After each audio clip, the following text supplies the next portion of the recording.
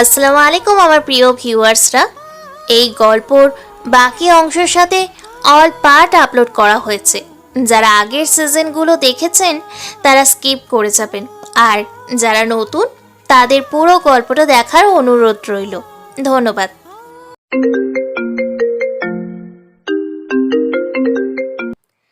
এই খ্যাত বেয়াদব ছেলে একটা, দেখে চলতে পারিস না? ঢাকা ভার্সিটির ভিপি আর যুবনেতার মধ্যে অনেক ঝামেলা চলছে।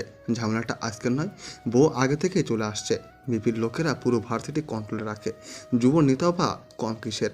আশেপাশে সব লোকদের এক জায়গায় করে ঝামেলা বাঁধিয়েছে একটা নেশা, সেটা হলো ক্ষমতা দখলের প্রচেষ্টা। ক্ষমতা মানুষকে অনেক কিছু দেয়, আবার অনেক কিছু কেড়েও নেয়। কোথায় আসে না, জোর যার মূল্য তার, কিন্তু দুনিয়াতে টাকা যার মূল্য তার। মানুষেরা টাকার পেছনে ছোটে, কিন্তু টাকা টাকা তাহলে কার পেছনে ছোটে? টাকা যার পেছনে ছোটে সে হলো আসল ক্ষমতাবান, আর সে হলো রাজা। ভারতীয় গেটের সামনে আগের রাতে দুজন ভিপি দলের লোকদের লাশ ফেলে রেখে গিয়েছে কারা? ভিপি সন্দেহ যুব নেতার লোকেরাই এটা করেছে। তাই নিয়ে ভারতীয় সামনে রাস্তায় বিশাল ঝামেলা। সেই ঝামেলা পোহাচ্ছে সাধারণ মানুষ। পুলিশও আসছে না এখানে, কারণ যেই আসুক কেউ বাধা দিলে তাকে মরতে হবে। পুলিশদেরও তো প্রাণের মায়া আছে নাকি? পুলিশ আসেনি ঝামেলা থামাতে, সাধারণ কোনো লোকও এগিয়ে আসছে না। জ্যাম বেঁধে আছে, সবাই রিক্সাতে বসে আটকা পড়েছে। দূরের একটি রিক্সাতে সদ্য নতুন অ্যাডমিট নেয়া নতুন শহরে আসা একটি ছেলে বসে বারবার রিক্সা মামার কাছে সময় জানতে চাইছে। রিক্সা মামা বিরক্ত হয়ে বলেই ফেলে, ধুর মিয়া, যান তো অল্প ভাড়া দিয়া, নাইমা হেঁটে যান। ছেলেটা ঠিক সেটাই করলো, কাঁধে ব্যাগ ঝুলে হাঁটা শুরু করে। বেশ কিছু সময় পর ভারতীর সামনে এসে পৌঁছালো, কিন্তু এখানে আরও বেশি জ্যাম, ভিড় আর ঝামেলা লেগে আছে। বিচার চাই, বিচার চাই মিছিলের চারপাশ যেন বিদঘুটে মনে হলো ছেলেটার কাছে। ছেলেটা দেখতে বেশ হাবাকোপা, মাথায় কিছুটা বড় চুল। এগিয়ে যাওয়ার চেষ্টা করে, ভয়ে কেউ হেঁটেও যাচ্ছে না, কিন্তু ছেলেটা ঠিক ভিড়ের মাঝখান থেকে হেঁটে চলে যাচ্ছে। একটা ছেলে তাকে টের পেল, চিল্লিয়ে ডাকলো, ওই ব্যাগ ঝুলানো বয়, এদিকে আয়। ছেলেটা স্থির হতে দাঁড়ালো, কারণ সে বুঝে ফেলেছে ওরা তাকে ডাকছে।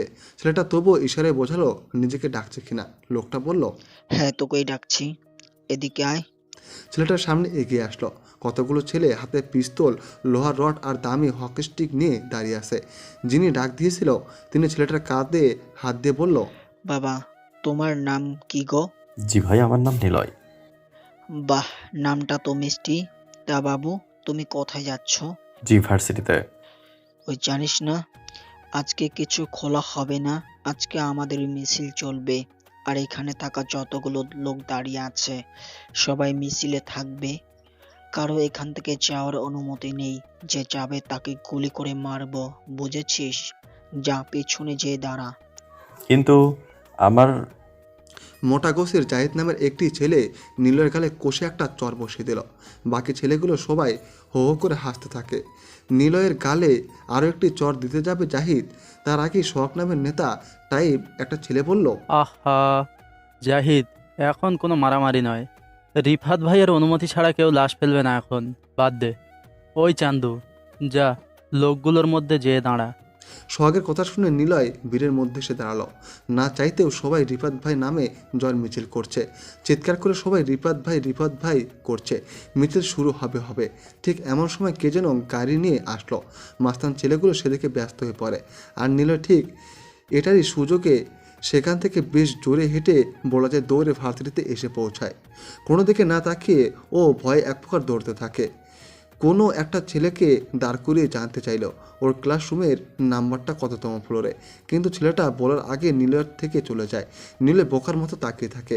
অনার্সের থার্ড ইয়ারে ক্লাস করবে বলে রুম খুঁজছে সে, কিন্তু নিলয়কে কেউ হেল্প করছে না, কারণ সবাই নিলয়ের ঢিলেঢালা পোশাকের দিকে তাকিয়ে কোনো কথাই বলছে না। কেমন যেন সবাই নাক ছিটকাচ্ছে। এমনিতে বাইরে ঝামেলা, তার উপর এমন উদ্ভট দেখতে ছেলেটাকে দেখে সবাই মজা নিতে থাকে, কারণ সবার কাছে নিলয় একজন খ্যাত ছেলে হয়ে গেছে। নিলয় এগিয়ে যায়, কেউ ওর সাথে ঠিকমতো কথা বলছে না। শেষে বিরক্ত ও হাঁপিয়ে যে একটি বেঞ্চে বসার পরে শুনতে পেল, ও ভাইয়া, ফুল নেবেন নাকি? নিলয় তাকে দেখে একটা পিচ্চি মেয়ে ফুল নিয়ে এসেছে। এমনিতে নিলয় রুম খুঁজে পাচ্ছে না, তার উপর এই ফুল আলি। ঝাড়ে দিতে যাবে তার আগে মেয়েটি বলল, কি নতুন নাকি? ক্লাসরুম খুঁজে পাচ্ছে না? বলুন তো দেখি, কোন ডিপার্টমেন্ট? ডিপার্টমেন্ট হ্যাঁ, কোথায় যাবেন? Psychology department. তা তুই শুনে কি করবি? আমি ফুল তো সব ক্লাসে যাই, তবুও বেঁচে আসে। সবাই আমাকে চয়েস করে, তাই আমার কোনো বাধা নেই। এই রুমটা তো 4 তলায়, ডান দিকে দেখুন, পাবেন। ফুলওয়ালির কথা শুনে নিলয় তাড়াতাড়ি সেদিকে যেতে থাকে। 4 তলায় উঠে ডান পাশের দিকে যেতেই দেখে 28 নম্বর রুম। নিলয় বেশ তাড়াতাড়ি ওই রুমের দিকে এগিয়ে যেতে থাকে, যেন কোনো দিকে ওর নজর নেই। খুব কষ্টে যখন নিজের ক্লাসরুম খুঁজে পেয়েছে, তাই তাড়াতাড়ি রুমে ঢুকতে যাবে। এমন সময় একটা মেয়ের পায়ে সামান্য পাড়া দিয়ে ফেলল। নিলয় কিছু বোঝার আগেই শুনতে পেল, এই বেয়াদব খ্যাত ছেলে, চোখে কি দেখিস না নাকি? নিলয় একটু ঘুরে তাকায়। একটা সুন্দরী মেয়ে দাঁড়িয়ে আছে, চোখ দুটো অমায়িক সুন্দর, গলার ভয়েসটাও যেন বেশ মুগ্ধকর। নিলয় একবার তাকিয়ে চোখ সরিয়ে নিতে যাবে, তার আগে মেয়েটা চিৎকার করে বলল, ছাগলের মতো চেয়ে আছিস কেন? কখনো কি মেয়েদের দিকে তাকাস নাই? তাকাবি কি করে? পোশাক দেখে তো বোঝা যাচ্ছে মেয়ে কেন, ছেলেদের দিকেও তোর তাকানোর ক্ষমতা নেই। কোথা থেকে যে আসে এসব, যত সব! সকাল সকাল সব খ্যাত মার্কা ছেলেদের দেখে গাটা জ্বলে গেল। নিলয় কিছুই বলল না। মেয়েটার দিক থেকে চোখ না সরিয়ে মুচকি হেসে সেখান থেকে চলে যায় নিজের ক্লাসে। নিলয় বুঝে গিয়েছে এখানে কথা না বলাটাই শ্রেয়। কথা বললে না জানি আবার কি না কি শুনতে হবে তার। এমনিতেই নিলয় শান্তশিষ্ট ভদ্র একটা ছেলে। ক্লাস শেষে দাঁড়াতেই সবাই নিলয়ের দিকে হা হা দৃষ্টিতে চেয়ে রইল। নিলয় চুপচাপ মাথা নিচু করে ক্লাসের একদম শেষের 2টা বেঞ্চের আগেরটাতে বসলো। নিলয় একটু স্বস্তির নিঃশ্বাস ফেলল। একটা ঝামেলা থেকে সে কোনো রকমে পালিয়ে এসেছে। সোহাগদের কথা ভাবছে। কিছু সময় পর নিলয় দেখলো সেই মেয়েটা, মানে যে কিছুক্ষণ আগে অপমান করলো, তিনি নিলয়ের 2 বেঞ্চ আগে এসে বসেছে। নিলয় মনে মনে বলল, তার মানে আমরা সেম ক্লাসে? প্রতিদিন কি অপমানিত হতে হবে আমার? যথারীতি ঠিক সময়ে ক্লাস শুরু হলো। নিলয় ক্লাসে মনোযোগী হওয়ার চেষ্টা করছে। কয়েক মিনিট পর নিলয় দেখলো ওর সামনে বেঞ্চের একটি ছেলে ওই অপমানিত করা মেয়েটার গায়ে কাগজ ছুঁড়ে মারতে। মেয়েটার সাথে সাথে ঘুরে তাকালো। নিলয় এমন কাণ্ড দেখে মুচকে হাসতেই মেয়েটা নিলয়কে অবাক করে দিয়ে উঠে দাঁড়ালো। জোরে জোরে স্যারকে উদ্দেশ্য করে বলল, স্যার, এই ছেলেটা আমার গায়ে কাগজ ছুঁড়ে মেরেছে। কোন ছেলে? ওই ছেলেটা দেখুন, চোখে গোল চশমা পরা, চুলে তেল দেওয়া, দেখতে খ্যাত। নিলয় কিছু বোঝার আগে স্যার এসে দাঁড়ালো ওদের পাশে। পেছনে থাকা ওই ছেলেগুলো বলা শুরু করে, স্যার আমরাও দেখছি ওই ছেলেটা এমন করছে। স্যার নিলয়কে দাঁড় করিয়ে অনেক অপমানজনক কথা শুনিয়ে গেল। নিলয়কে কিছু বলার সুযোগও দিল না। সে ধপ করে বেঞ্চে বসে পড়ল। একটা ছেলে নিলয়ের দিকে তাকিয়ে হেসে হেসে বলল, কি মামা, কেমন দিলাম? নিলয় ক্লাস না করে বের হয়ে চলে আসে। বাইরে এসে ও শহীদ মিনারের উপর বসলো। অনেক মন খারাপ নিলয়ের।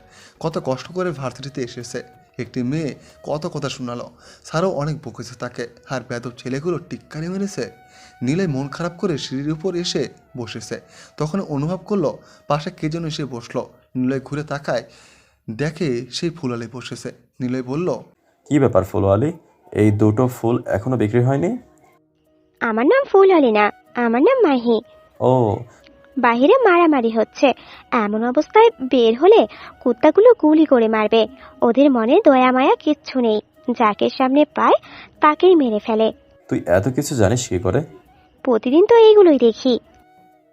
নিলয়ের মাহি গল্প করছে। হঠাৎ কতগুলো বাইক ভার্সিটির মধ্যে প্রবেশ করলো। ওই ছেলেগুলোর মধ্যে 2জন ছেলে 2টো বাইকে করে আসলো। মাহি বলল, তাড়াতাড়ি লুকিয়ে পড়েন, ওরা ভিপির লোক, ওদের কথা না শুনলে খুব মারবে। কেন, ওদেরকে কি সবাই ভয় পায়? হ্যাঁ, অনেক। আমি ভয় পাবো না। চুপ করুন, আসুন আমার সাথে।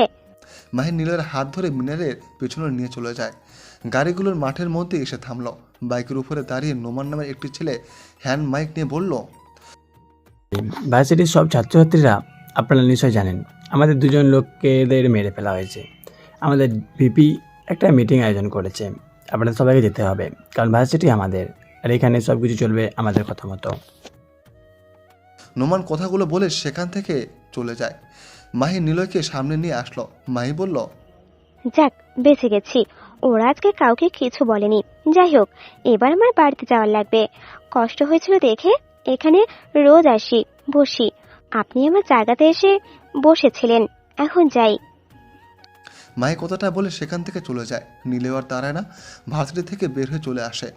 পরের দিন নীলে ভার্সিটিতে আসলো। বিপির লোকেরা ভার্সিটির গেটের সামনে দাঁড়ানো। যে ঢুকছে তার হাত চেক করে তারপর ভিতরে যেতে দিচ্ছে। নিলয় তার মতো করে হেঁটে ভার্সিটির দরজা ক্রস করবে, তারা কি সোহাগ ডাকলো নিলয়কে। নিলয় তাড়াতাড়ি সেদিকে তাকালো। ওই চান্দু, এদিকে আয়। নিলয় সেখানে যে দাঁড়ায়। জাহিদ এসে নিলয়ের হাত চেক করতে বলল, ভাই, ও কাল দুপুরে মিটিংয়ে ছিল না। আমার যে হাতে ছিল দিয়েছিলাম, সেটা নেই। নোমান এগিয়ে আসে, নিলয়ের শার্টের কলার টেনে ধরে বলে, তুই না এই ভার্সিটিতে পড়িস? জি ভাই। আমাদের ভিপিকে চিনিস? না ভাই, আমি তো নতুন। চুপ শালা ভাই, তোকে এখানে ফেলে বুট জুতা দিয়ে চটকানি দেব। তুই কেন মিটিংয়ে যাস নাই? বাবা বলেছিল ঠিক মতো পড়াশোনা করতে, তাই এসব ভালো লাগে না। হালার পো, তোর এখানে কাপড় খুলে বসিয়ে রাখবো। কি হয়েছে হ্যাঁ? চিৎকার করছিস কেন? ভাই, ও কাল মিটিংয়ে ছিল না। সোহাগ এসে নিলয়ের চোখ থেকে চশমা খুলে নিল। সোহাগের চোখে নীল রঙের চশমা। নিলয়ের চশমা খুলে নিজের শার্টের হাতটা দিয়ে মুছে নিল, তারপর আবার নিলয়ের চোখে পরিয়ে দিয়ে বলল, কালকে মিটিং ছিল। তোদের সবাইকে বলা হয়েছিল, যারা গিয়েছিল তাদেরকে মার্ক করে রেখেছিলাম। ওই এদিকে তাকা, তুই ভার্সিটিতে নতুন, ভিকিকেও চিনিস না? যা আজকে ছেড়ে দিলাম, পড়াশোনা কর, তারপর ভাইয়ের ডাকে আসিস। নীলে সোহাগের কথা শুনে দূরে তাকালো।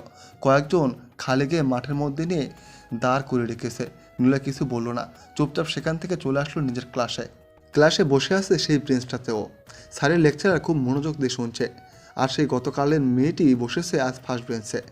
স্যার বলল, আচ্ছা বলো তো, তোমরা যারা শিক্ষিত তারা বেশি মূর্খ, কথাটা কি সত্য? যদি সত্য হয় তাহলে কারণটা কি? হঠাৎ করে স্যারের মাইন্ড প্রসেসর প্রশ্ন শুনে নীলয় সহ সবাই চুপ হয়ে গেল। নীলয় উত্তর শুনে অপেক্ষা করছে। স্যার সবার দিকে একবার তাকালো, আর নীলয় সবার দিকে তাকাচ্ছে। তখনই স্যার সেই মেয়েটিকে বলল, আচ্ছা নেহা, তুমি তো ফার্স্ট গার্ল, তো এই কথা লজিক কি বলো? নীলয় মনে মনে বলল, তাহলে মেয়েটির নাম নেহা। নীলয় উৎসুক দৃষ্টিতে চাইল। নেহা বসা থেকে উঠে দাঁড়ায়, স্যারের দিকে তাকিয়ে আমতা আমতা করা শুরু করলো। তবে স্যার অনেকের কাছে কথাটির ব্যাখ্যা জানতে চাইল, কিন্তু সবাই কেমন যেন চুপ হয়ে আসে। সবার উপর স্যার বিরক্ত হয়ে যায়। সাধারণ একটা প্রশ্ন, কেউ লজিক দিয়ে বোঝাতেই পারছে না। নীলও ঠিক এটা ভেবে মুচকি হাসলো, তবে এটা স্যারের চোখ এড়ালো না। তাই স্যার সবাইকে চুপ থাকতে বলল। নীলয়ের দিকে জোরে বলল, এই ছেলে, নাম কি তোমার? হ্যাঁ, চোখের চশমা, উঠে দাঁড়াও। সে চুপ হয়ে থাকে। হাসলে কেন? বেয়াদব ছেলে, পড়াশোনা তো করবে না, ক্লাসে বেয়াদবি করবে? বলো তো, আমি মনে করি শিক্ষিত মানুষই মূর্খ হয় বেশি। কথাটা কি সত্য? যদি সত্য হয় তাহলে কারণ কি? স্যারের প্রশ্ন শুনে মাথাটা নিচে করল নীলয়, ব্যাগের দিকে তাকিয়ে থাকে। স্যার আরও রেগে যায়, ঝাড়ি দিয়ে আবার বললেন, জানি তো পারবা না, কেন আসো সব ক্লাসে, যত সব বেয়াদব ছেলে। জি স্যার, আমিও আপনার মতো মনে করি শিক্ষিত ব্যক্তিরাই সবচেয়ে মূর্খ। কারণ শিক্ষিত ব্যক্তিরা সাধারণ থাকতে চায় না, তারা চায় অসাধারণ হতে। সবার সামনে নিজেকে একটু বেশি অসাধারণ করতে চায় তারা। আর এই অসাধারণের রাস্তায় বিরতিহীন দৌড়াতে দৌড়াতে একসময় তারা তাদের অবস্থান, তাদের ব্যক্তিত্ব হারিয়ে ফেলে। তখন তারা শুধু তাদের অর্থটাকে প্রাধান্য দেয়, আর সেক্ষেত্রে যে কম জানে বা জানে না সে জ্ঞানী হয়ে থাকে। প্রতিটা মানুষই জ্ঞানী, যারা কম জানে তারা হলো সাধারণ, আর সাধারণ সবাই হতে পারে না। এটা একটা আর্ট, তাই তারা তাদের ধর্মীয় আচার বিধি মেনে চলে, সৃষ্টিকর্তার ভয়ে কাজ করে। অপরদিকে যারা বেশি অমালি, তারা সময়ের সাথে তাল মিলিয়ে চলার চেষ্টা করে, ফলে তারা তাদের ধর্মকে ভুলে যেতে বসে। এর কারণে তারা অবশ্যই মূর্খ। নীলয় কথাগুলো তাড়াতাড়ি বলে শেষ করলো। কথাগুলো বলার পর সবার দিকে তাকেও দেখে সবাই নীলয়ের দিকে চোখ বড় বড় করে তাকিয়ে আসে। তখনই স্যার বলল,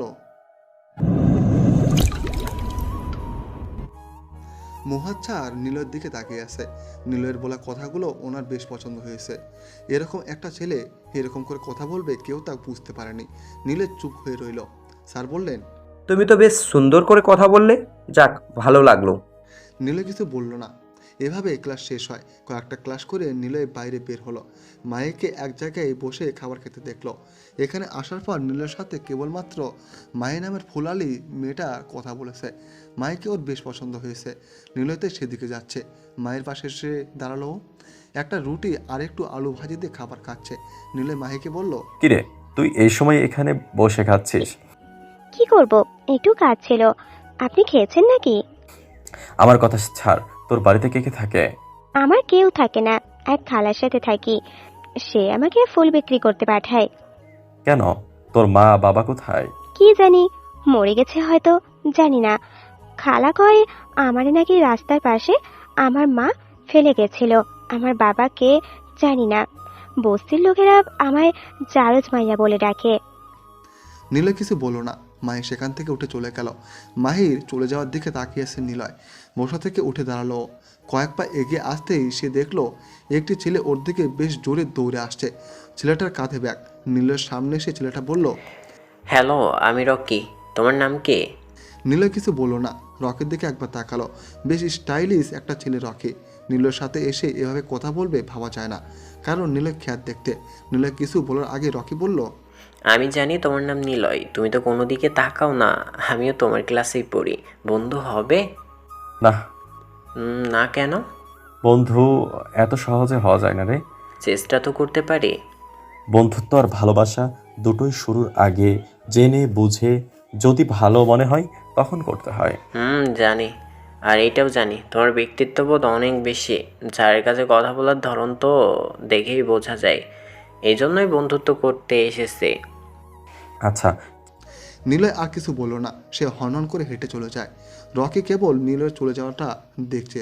তারপর পরের দিন নিলয় ভার্সিটিতে বসে আছে। বিপির ছেলেরা হাসলো ভার্সিটিতে। সব ছেলে মেয়েকে মাঠের মধ্যে ডাকলো। নিলয় সেদিকে খেয়াল করেনি। ও ব্যাগ থেকে সাইকোলজি বই বের করে পড়ার চেষ্টা করছে। শখ একটি মাইক নিয়ে বলল, সামনে আমাদের ডাকসু নির্বাচন, সেখানে আমাদের জেতা চাই।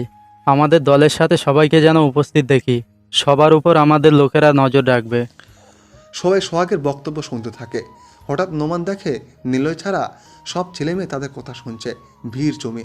কিন্তু নিলয় চুপচাপ মাঠের একদিকে বসে বই নিয়ে পড়ছে। নোমান জাহিদ আর ফারাদ আসলো নিলয়ের সামনে।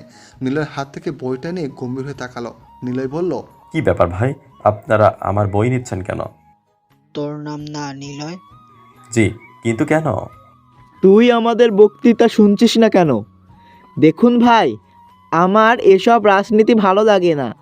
আমার একা থাকতে পড়তে ভালো লাগে। আমার বই দিন। ওঠ ওঠ ওঠ, উঠে দাঁড়া বলছি।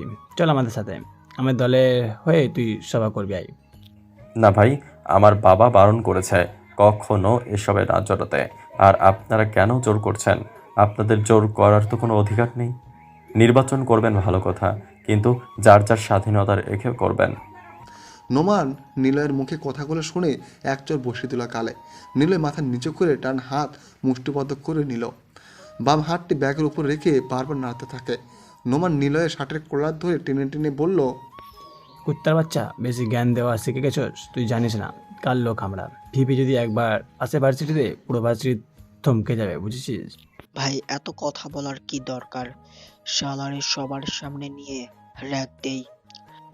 এইটা ঠিক বলেছেন ভাই। চলেন হারামিটাকে একটু র‍্যাগের মজা দেখাই। ফারাদ আর জাহিদ সেখান থেকে চলে গেল। নিলয় ডান হাত দিয়ে নোমানের হাত ধরে কলার থেকে হাত সরাতে সরাতে বলে, আমার জামার কলার ধরা আর আমার বাবাকে গালি ধরা দুটোই ধ্বংস বয়ে আনে। না মানে কিছু না। সালা ভিলেনগিরি দেখাও, তোমার সব কিছু পিছন দিয়ে ভরে দেব। নোমান কথাটা বলে সেখান থেকে নিলয়কে টানতে টানতে নিয়ে যায়। সব স্টুডেন্টস নিলয়ের দিকে তাকিয়ে আসে। মাঠের প্রায় মাঝখানে নিয়ে আসলো নিলয়কে। নিলয়কে দেখে সবাই ভাবছে কি হলো, ছেলেটাকে ওরা ধরে কেন আনলো। ফারাদ আর জাহিদ আসলো সেখানে। সবাই তাকিয়ে দেখে ফারাদের হাতে গোবল গোলা পানি, আর জাহিদের হাতে মেয়েদের বুকের কাপড়। নোমান জাহিদকে বলল, তুই সালার গা থেকে শার্ট কর, তারপর মেয়েদের এই পড়িয়ে দিবি নিলয়ের বুকে। এরপর ফারাদ, তুই ওর মাথায় গোবরের পানি ঢেলে দিবি। সালা আমাকে বলে কিনা আমার জামার কলার না ধরতে, ওকে তো আমি গুলি করে মারবো। নোমানের কথা মতো জাহিদ নিলয়ের কাছে আসলো। নিলয়ের গা থেকে শার্ট খুলে দিতে থাকে। নিলয় চুপচাপ দাঁড়িয়ে আছে, মাথা নিচু করে দাঁড়ানো। চারপাশে গোল হয়ে ভার্সিটির শত ছেলে মেয়ে তাকিয়ে আছে নিলয়ের দিকে। গা থেকে শার্ট খুলে দিল জাহিদ, তারপর মেয়েদের বুকের পোশাকটা পরে দিল নীলের বুকের উপর। নোমান দুটো ইটের টুকরো নিয়ে আসলো, নীলের বুকের মধ্যে ঢুকিয়ে দিল। একদম মেয়েদের মতো লাগছে নিলয়কে। নোমান সবাইকে বলল, ছবি তুলে রাখো ওরে, কেউ যেন বাদ না যায় ছবি বা ভিডিও তুলতে। নোমান কথাটা শেষ করে নীলের কাছে আসলো। কানের কাছে মুখ এনে নোমান আবারও বলল, তোকে হিজড়া বানিয়ে দিলাম, বুঝলি? একটা কথা মনে রাখ, কারো হুমকি দিয়ে কথা বলতে দুটো জিনিস লাগে। একটা হল সাহস, মানে বুকের পাটা লাগা লাগে, আর একটা হলো পিছনে লিড দেওয়ার মতো কতগুলো হাত বা ক্ষমতা।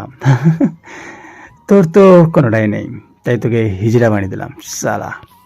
নীলে নোমানের কথা শুনে মুচকে হাসলো। ওর এমন হাসি দেখে নোমান আরও রেগে যায়। ফারাদের দিকে ইশারা করলো মাথায় গোবরসহ পানি ঢালতে। ঠিক তখনই সেখানে দৌড়ে রকি চলে আসলো। সোহাগের কাছে দাঁড়িয়ে বলল, ভাই, ও তো নতুন স্টুডেন্ট, মাত্র 2 দিন হলো এসেছে। আপনাদের নিয়মগুলো ও জানে না। এবারের মতো মাফ করে দেন ওকে। আমি কথা দিচ্ছি ওকে সব কিছু বুঝিয়ে বলবো। কখনো আপনাদের বিরুদ্ধে যাওয়া তো দূরের কথা, তাকাবেও না। প্লিজ ভাই, আমার বন্ধু হয়, অনেক ভালো। প্লিজ ভাই, দয়া করুন। সোহাগ ফারাদকে থামতে বলে। ফারাদ থেমে যায়। নোমানের দিকে তাকিয়ে সোহাগ ভাই বলল, চলে আয়, ছাড় ওকে, পরে এটা নিয়ে ভাবা যায়। চল, ভাইয়ের বাসায় মিটিং আছে, শেষ করতে হবে। ঝামেলা এখন করিস না। কিন্তু ভাই, চুপ কর, যা বললাম সেটা শোন, পরের বার কোনো বাধা দেবো না। দিয়ে কথা শুনে আর কেউ কিছুই বলো না নিলয়কে। ওরা বাইক নিয়ে সেখান থেকে চলে যায়। ভার্সিটির সবাই হাসছে নিলয়ের এমন পোশাক দেখে। রকি তাড়াতাড়ি নিলয়ের কাছে আসলো, গা থেকে মেয়েদের পোশাক খুলে শার্ট পরে দিল। ওখান থেকে টানতে টানতে নিয়ে আসলো ক্লাসে। রকি পরিস্থিতি সামাল দেওয়ার জন্য নিলয়কে নানা রকম প্রশ্ন করে। ওরা এরকমই, শুধু শুধু ওদের সাথে তুই কথা বলে পারবি না। যা হয়েছে বাদ দে। কেন? আচ্ছা, তোর বাসা কোথায় রে? কেন? আরে বন্ধু না আমরা, বল। থাক, সেসব শোনা লাগবে না। ওরা কি ভার্সিটির বীর লোক? বাদ দে ওসব, ওদের সামনে তেমন যাবি না। সবাই মজা লিখছিল, তুই যে হেল্প করলি কেন? এমনি বন্ধু তো, তাই। সবাই নীলয়ের দিকে হাসি মাখা দৃষ্টিতে তাকাচ্ছে। এটা তার ছিল হাসি। সবার ফোনে ফোনে এখন নিলয়ের ছবি মেয়েদের পোশাক পরিয়ে তোলা হয়েছে। নিলয় স্যার আসার অপেক্ষা করছে। কিছু সময় পর স্যার আসলো। স্যারেরা কখনো ভিপির লোকদের কিছুই বলে না। কোনো স্যার যদি ভুলেও কিছু বলে তাহলে তাকে মেরে ফেলা হবে। এজন্য নীরবে প্রতিনিয়ত নিলয়ের সাথে বাকিদের অত্যাচার সহ্য করতে হবে। স্যার ক্লাস শুরু করলেন। সবাই বেশ ক্লাসে মনোযোগী। নিলয় জানালা দিয়ে বাইরে তাকিয়ে দেখছে। মাইকে আজ কোথাও দেখতে পাচ্ছে না। মেয়েটাকে ওর অনেক কাছের মনে হয়। স্যার পড়ানো এক পর্যায়ে বলল, জ্ঞানই হলো শিক্ষা নাকি শিক্ষাই হলো জ্ঞান? মোহিত স্যারের এমন হঠাৎ প্রশ্নে মাইন্ডের মধ্যে অনেকের অনেক কিছু ঘুরপাক খায়, কিন্তু কেউ যেন সঠিক জবাবই দিতে পারে না। উদ্ভট লাগে সব প্রশ্নগুলো ওদের কাছে।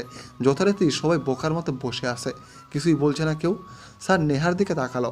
নেহা বসা থেকে উঠে দাঁড়িয়ে বলা শুরু করে, স্যার, আমি মনে করি দুইটাই একে অপরের সাথে জড়িত। শিক্ষার মাঝেই তো জ্ঞান লুকিয়ে থাকে। একজন ব্যক্তি শিক্ষার মাঝে থেকেই জ্ঞান অর্জন করে, তাই শিক্ষা ও জ্ঞান দুইটাই একে অপরের সাথে জড়িত। ভালোই বলেছো। আর কেউ কি কিছু বলবে? স্যার, উনি যে ধারণাটা দিলেন সেটা ভুল। কারণ শিক্ষার মাঝে জ্ঞান যদি লুকিয়ে থাকতো তাহলে শিক্ষা গ্রহণ করেনি, তাহলে জ্ঞানী না তারা? বা তাদের মাঝে কি জ্ঞান নেই? আসলে স্যার, আমরা বলি লেখাপড়া করে মানুষের মতো মানুষ হও, কথাটা কিন্তু একদিক দিয়ে ভুল। কথাটা কি এমন হলে হতো না যে মানুষ হয়ে লেখাপড়া করো? আসলে কথাটা বললাম কারণ আমরা জন্মগ্রহণ করার পরে কি বিদ্যালয়ে আসি না। তাই প্রথমে পরিবার সমাজ হয়ে ওঠে আমাদের জন্য শিক্ষাঙ্গন। এর থেকে যদি সঠিক শিক্ষা গ্রহণ হতে পারি, এর বই ছাড়াও কিন্তু মানুষ শিক্ষিত হতে পারে। তার প্রমাণ কিন্তু আমাদের সমাজে অনেক আছে। নীলে কথাগুলো বলে একটা বড় নিঃশ্বাস নিল। কথাগুলো বলে নেহার দিকে তাকালো। নেহা নিলয়ের দিকে চোখ বড় বড় করে দেখছে। শুধু সে নয়, সবাই নিলয়ের দিকে তাকিয়ে আছে। তখনই স্যার বলল, বাহ, কি সুন্দর উত্তর, গুড বয়। আমি তোমাকে কি ভাবছিলাম আর তুমি তার বিপরীত। সত্যি তুমি বেয়াদব না, ভালো ছেলে। স্যারের কথা শুনে নীলে মুচকি হাসলো। কোনো দিকে না তাকিয়ে ও নিজের জায়গাতে বসলো। পাশ থেকে রকি জানায়, অনেক সুন্দর করে কথা বলিস তুই। স্যার তো অনেক ভালো বললো। নীলে স্যারের দিকে তাকিয়ে মনে মনে একাই বলল, আমি মোটেও গুড বয় নয়। আমার মতো কিন্তু খারাপ ছেলে পৃথিবীতে পাবেন না, যার কোমরে থাকে সবসময় পিস্তল গোজা, মানুষ মারতে হাত কাঁপে না, সে কখনোই গুড বয় না স্যার। নীলে চারপাশে তাকানোর ট্রাই করে, কিন্তু হঠাৎ সামনে বসা নেহা নামের মেয়েটির দিকে চোখ আটকে যায়। নেহা নীলের দিকে অবাক হয়ে তাকিয়ে আছে। নেহা ভাবছে কি একটা ছেলে, প্রসাদ দেখলে তো খুব রাগ হয়, ভাবটাই অন্যরকম। কারোর সাথে কথা বলে না, তবে স্যারের সাথে ঠিকই বেশ সুন্দর করে কথা বলে। কেমন যেন একটা। ক্লাস শেষ করে আসলো, মাহি একা বসে আছে, ওর হাতে আজ ফুল নেই। নীলে ওর কাছে যেয়ে বসলো। মাত্র 3 দিনে নীলের সাথে মাহির বেশ শকততা গড়ে উঠেছে। মাহিকে বলল, কি ব্যাপার, আজকে ফুল কোথায়, বিক্রি হয়ে গিয়েছে? না, ফুল কিনছিলাম। এখানে আসে কয়েকটা ছেলে, ওই যে সকালে তোমারে যারা শার্ট খুলে অপমান করলো না, ওরাই কেড়ে নিয়েছে, নষ্ট করে দিয়েছে। আমি টাকা চাইলাম, আমারে টাকা না দিয়ে চড় মারছে। আচ্ছা, চিন্তা করিস না, এই নে টাকা রাখ। টাকা রাখবো কেন? আর তুমি টাকা পেলে কোথায়? গায়ে তো তোমার পুরানো কাপড়, নিজের কেনার মতো তোমার নেই। এই নে, ধর টাকা রাখ। মনে কর অগ্রিম তোর ভাবির জন্য ফুল কেনার টাকা দিলাম, যেদিন হবে সেদিন দাওয়াত করবো, ওকে? নীলে কথাটা বলে মাহিরের থেকে উঠে চলে আসে।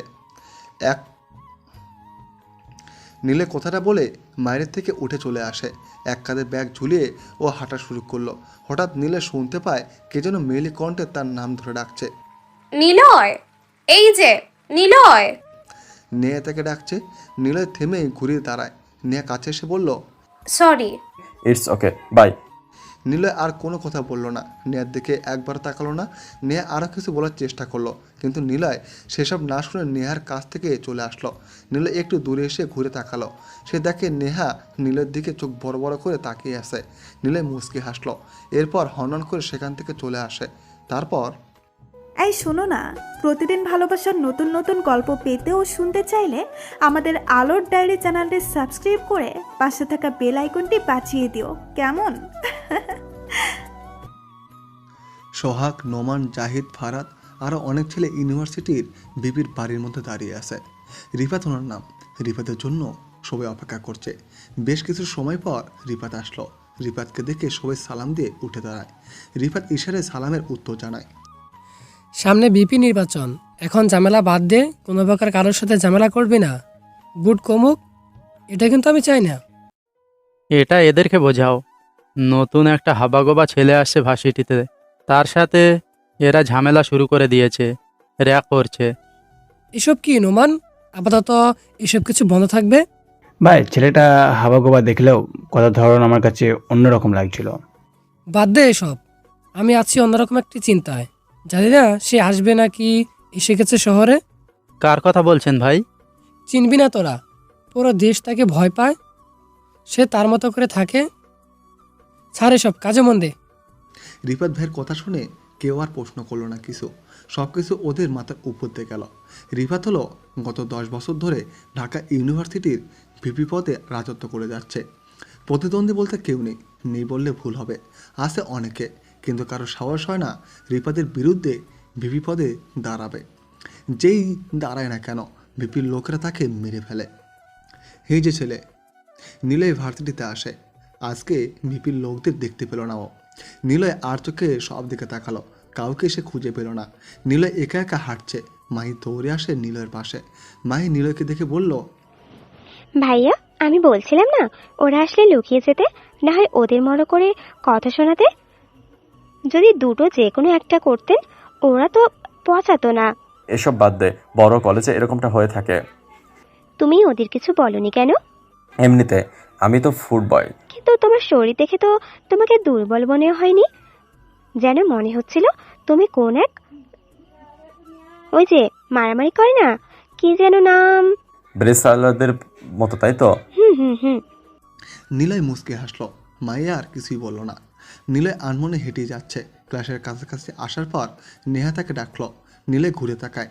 নেহা বলল, আপনি তো খুব বেয়াদব, কাল কথা বললাম অথচ পাত্তাই দিলেন না। আবার বলছেন?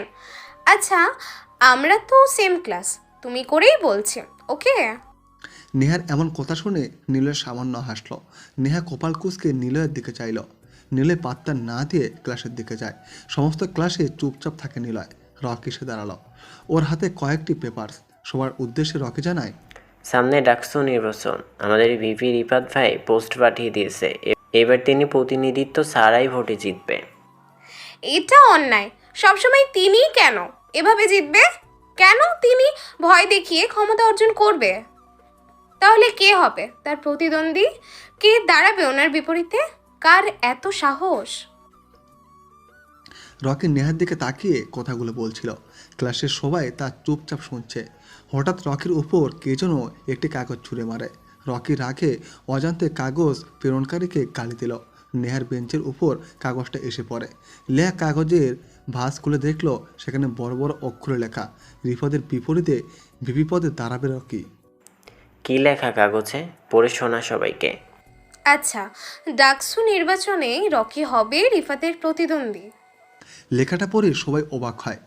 যে যার দিকে ফিরে তাকাচ্ছে। রকির হাত পা কাঁপা শুরু করছে। রিফাত ভাইয়ের লোকেরা একবার যদি জানতে পারে রকি ওনার বিরুদ্ধে দাঁড়িয়েছে, তাহলে রিফাত রকিকে ক্যাম্পাসের মধ্যে কুপিয়ে মেরে ফেলবে। রকির হাত থেকে পোস্টারগুলো পড়ে যায়। রকি দৌড়তে উদ্বুদ্ধ হলেই নিলয় বসা থেকে উঠে দাঁড়ালো। নিলয় রকির পাশে এসে দাঁড়িয়ে বলল, আজকে থেকে তো আমাদের পক্ষ হবে, রকি হবে ভিপি। আমরা সবাই তাকে ভোট দেব। Rocky, Rocky, Rocky.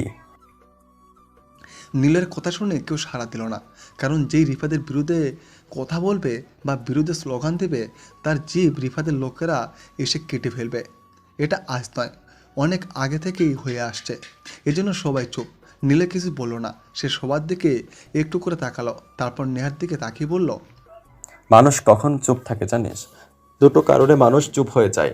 একটা কারণ অপমানিত, আর একটা ভয়ে। এখানে থাকা সব লুজার ভয়ে চুপ হয়ে আছে। লুজারদের কাছে কখনো কিছু আশা করতে নেই। আমরা লুজার হলে তুই আরো বেশি লুজার। দেখবি, তোকে তো শালা হিজড়া বানিয়ে দিয়েছিল। তোদের মতো লুজাররা চুপ থাকে, তার মানে তোরা ভীতু। আর এই নিলয় যখন চুপ করে সহ্য করে, তখন সবার সামনে ভয় পাওয়ার ছবি দেখালেও চোখে থাকে হিংস্রতা। নিলয়ের হিংস্রতা মারতে আসিস না, ভয়ে দম আটকে মরে যাবে। তাহলে কে দেবে রকিকে সাপোর্ট? কেউ তোর পাশে নেই। নিলয় মুচকি হেসে সেখান থেকে চলে যায়। যে ছেলেটাকে লুজার বলেছিল নিলয়, সেই ছেলে রিফাত ভাইয়ের লোকদের কাছে ফোন করে। ছেলেটার নাম পাপন। পাপন ফারাদের কাছে ফোন করে, ভাই, রকি আপনাদের বিরুদ্ধে দাঁড়াতে চাইছে, নমিনেশন রেডি করেছে, আর পিছনে আছে নিলয় নামের নতুন একটা ছেলে। কি? আচ্ছা, আমরা দেখছি। ফারাদ ফোন কেটে দেয়। রিফাত ভাই জরুরি মিটিংয়ে ব্যস্ত, তাই সে কাউকে কিছু বলল না। তারপর নিলয় ক্যাম্পাসে বসে আছে। ও কারোর সাথে কথা বলে না। ক্লাসে শেষের দিকে যেয়ে বসে। রকি ওর পাশে এসে দাঁড়ালো। রকির দিকে তাকালো নিলয়। রকির চোখে মুখে বিশাল ভয়ের ছাপ লেগে আছে। নিলয় রকির এমন ভর্ত মুখ দেখে না এসে থাকতে পারল না। রকি নিলয়ের এমন অসহ্য মার্কা হাসি দেখে রকি বিরক্ত হয়ে বলল, কি ব্যাপার? খুব আনন্দ হচ্ছে তোর? আমি আর বাঁচবো না। কোথায় আমাকে একটু সান্ত্বনা দিবি? আর তোরা ফাজলামি করছিস? জানিস আমি আর দুদিনের মধ্যেই খুন হতে যাচ্ছি। আগে তোর চিন্তা কর, আমারটা ভাবা লাগবে না।